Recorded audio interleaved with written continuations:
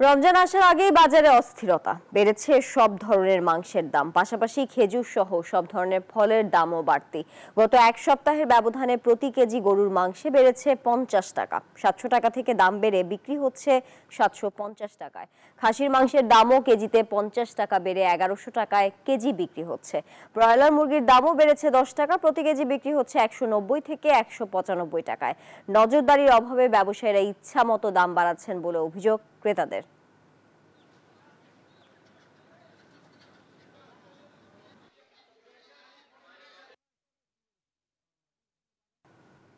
দর্শক, বাজার পরিস্থিতি নিয়ে আরো খবর জানাতে বগুড়া থেকে সরাসরি যুক্ত হচ্ছেন সহকর্মী আব্দুস সালাম বাবু।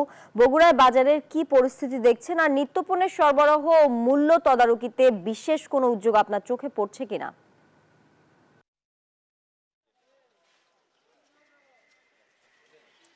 বগুড়ার নিত্যপণ্য বিশেষ করে কাঁচা বাজার স্থিতিশীল থাকলেও অন্যান্য জিনিসপত্রের দাম কিন্তু বেড়েই চলেছে। আমরা রয়েছি খেজুর এবং ফলের দোকানে, যেখানে সর্বনিম্ন খেজুর 200 টাকা কেজিতে বিক্রি হচ্ছে এবং 450 টাকা থেকে 1500 টাকা কেজি পর্যন্ত খেজুর রয়েছে।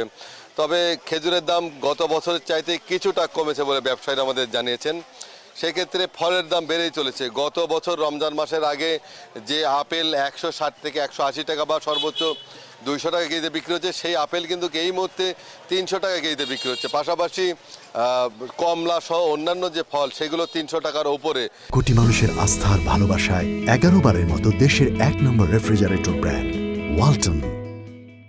ফলের ওপর শুল্ক আরোপ করার কারণেই দাম বেশি বলে জানিয়েছেন ব্যবসায়ীরা। খেজুরের উপর শুল্ক কিছুটা কমানো হয়েছে, যার কারণে খেজুরের দাম কিছুটা কম। তবে সাধারণ ক্রেতারা জানাচ্ছেন যে রমজান মাসে বিভিন্ন ধরনের ফল এবং খেজুরের চাহিদা বেড়ে যায়, ইফতারিতে খেজুর অপরিহার্য হয়ে ওঠে। সেক্ষেত্রে দাম কমানোর দাবি জানিয়েছেন এবং আমদানি শুল্ক যদি কমানো হয় ফল এবং খেজুরের উপর থেকে, তাহলে বাজারে দাম কমে আসতে পারে। আর ভোক্তা সংরক্ষণ অধিকার সহ বিভিন্ন যে প্রতিষ্ঠান বা প্রশাসনের তদারকি তেমন চোখে পড়ার মতো নয়। যদি কোনো গ্রাহক অভিযোগ করে, সেক্ষেত্রে হয়তো বা তারা মাঠে নামে বা বিভিন্ন স্থানে অভিযান পরিচালনা করে।